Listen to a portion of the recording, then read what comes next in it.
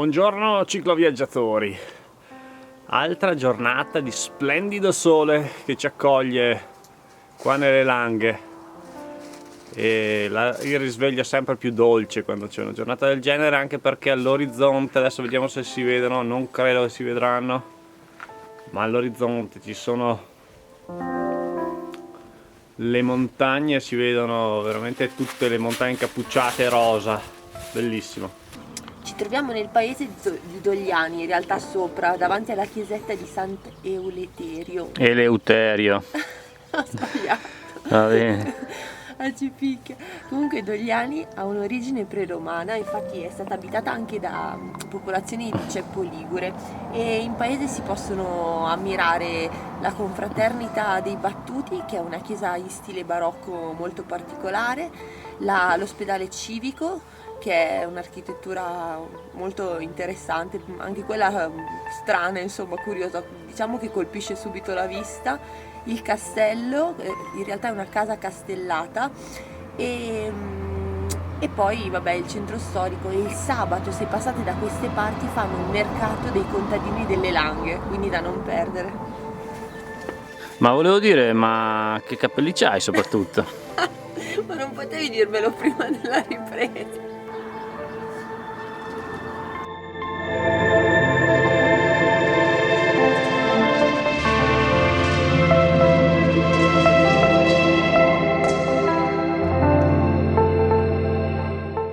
Stiamo salendo da Dogliani verso Belvedere Langhe e adesso abbiamo capito il motivo del nome, perché si ha una vista pazzesca su parte dell'arco alpino occidentale, tra cui spicca il Monviso, il re di pietra, che è veramente impossibile da non distinguere.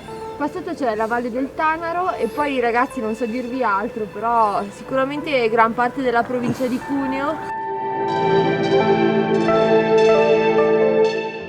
Vabbè ragazzi, oggi c'è una giornata eccezionale, non c'è una nuvola, c'è un paesaggio, un panorama a 360 gradi che si estende fino alle Alpi Cozie, alle Alpi Marittime e dall'altra parte alle Alpi occidentali, ma davvero è anche caldo peraltro, quindi ci gustiamo la prima vera giornata di caldo.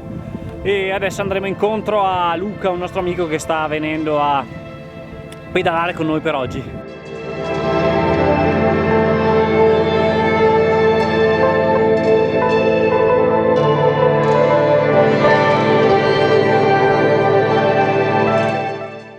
Kira ha annusato un tartufo perché questa è zona da bianco, da nero. Ah, è bianco. Infatti se guardi è tutto forato.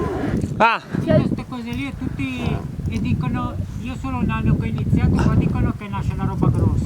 ah. Difatti qua non ti dico che dobbiamo prendere il biglietto, Ma quasi! va via uno, arriva l'altro, poi quelli del posto ti brivano perché io sono di Ceva, dicono che sei troppo lontano, dovresti stare a casa tua. Però quando uno c'ha il tesserino puoi andare dove vuoi. Ah, comunque devi avere un tesserino per fare. Ah, Che lo paghi tutti gli anni.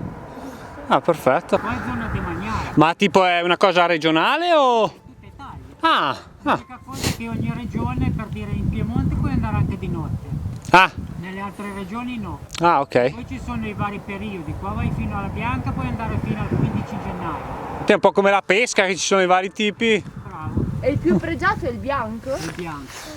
Solo che per dire, magari il tartufo è un po' strano, perché è come se tirasse delle scoregge, cioè non è che profuma sempre. Magari passi te e non lo sente, dopo mezz'ora passa un altro, in quel momento lì lascia andarlo dopo. Ma dai, ah. È una figata per quello. Infatti è curioso! Poi quando Una figata però prendi tanto freddo e tutto un po', però dico quando lo trovi non sai se è piccolo o grosso, perché l'intensità del profumo è uguale. Ah, È un Se po' magari scavi mezzo metro e trovi un affare che è un'unghia. un ditino. A volte hanno scavato lì dove c'è sto palo della luce che c'è sabbia e hanno trovato uno di 2,5 kg. Adesso valgono poco perché quest'anno dicono che ce n'è tanto. Ah, infatti volevo chiederti, la stagione. Adesso li pagano 80-100 euro a letto. Inizio stagione li pagavano 3,50. Una scheggia, ma senti che profumo che ha. Oh, madonna. Mamma mia! solo una scheggetta. Però, cioè, tu scavi per trovare... Certe volte trovi anche solo questa qui è una scheggia, vuol dire che qualcuno ne ha trovato uno e ci ha lasciato la scheggia. Ah, ok. Il cane mentre raspava magari gli ha dato tagliato l'unghiata. Perché anche lì il bianco, quando il cane lo trova, te devi fermare il cane e vai avanti te, come sto facendo io, sperando di trovare. Però il tartufo bianco è... questo qui è proprio...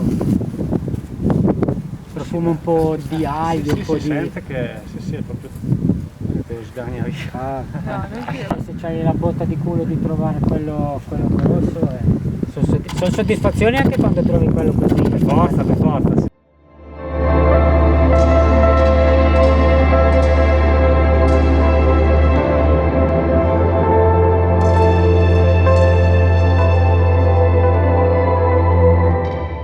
Prima di iniziare l'intervista a me dovresti guardarti intorno, filmare cosa c'è qui vicino, tutto questo bel popò di montagne. Questo ben di Dio. Questo ben di Dio, di montagne e di langa, e poi capirai perché i cunesi li chiamano i Bujanen.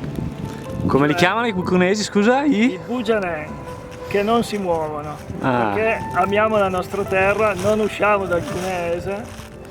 E si capisce già il perché, dici, dalle immagini praticamente. Sì, perché a un tiro di schioppo hai le montagne, hai la langa, hai il mare.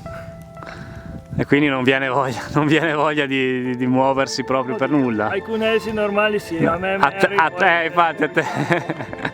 Ho preso quello sbagliato effettivamente per chiedere sta cosa. Noi riusciamo a trovare il bello anche altrove, oltre al cunese, anzi ogni volta che possiamo scappiamo. Però anche il cunese mi pare di capire che l'hai girato tutto, perché tutte ste cime che vediamo le hai fatte, no? Piccolo, adesso abbiamo bisogno Del mondo. del mondo. Ripartiamo dopo esserci scolati una bottiglia di vino e aver mangiato pane, formaggio e salame. Vediamo quanti chilometri riusciamo a fare oggi.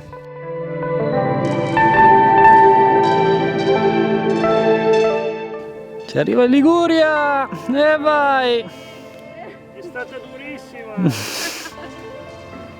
Borse così pesanti! Finire la bottiglia di vino è stata durissima. Che si ondeggia! Qualcuno è caduto giù.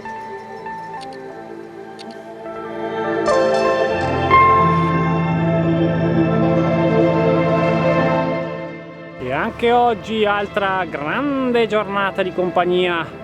Abbiamo pedalato insieme a Luca, grande cicloviaggiatore anche lui, che ci ha accompagnato fino a Millesimo. Adesso abbiamo imboccato la valle del Bormida di Millesimo. Siamo già entrati in Liguria e a breve scavalleremo per scendere sul mare. Prima però cercheremo qualcosa per la notte per dormire e andremo al mare domani.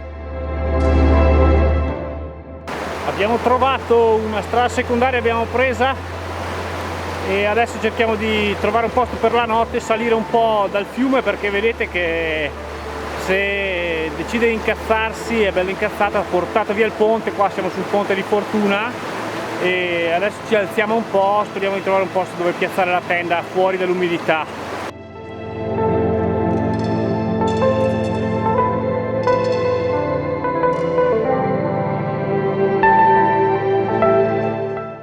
Già con il nostro amico Luca abbiamo raggiunto Millesimo, che è uno dei borghi più belli d'Italia e si trova già in Liguria, quindi abbiamo sconfinato. E poi abbiamo preso la valle del Bormida, del Bormida di Millesimo, che è una valle piuttosto fredda, e quindi siamo incuneati in questa valle senza fine e non riuscivamo a trovare un posto dove dormire, ma finalmente qua verso Isoletta abbiamo trovato la chiesa di San Bernardino, una bella rampa per salire attraverso tra l'altro il ponte nuovo, perché quello vecchio il Bormida se l'è portato via, e adesso abbiamo trovato un bel posto dove trascorrere questa notte. Speriamo non sia troppo umida e fredda.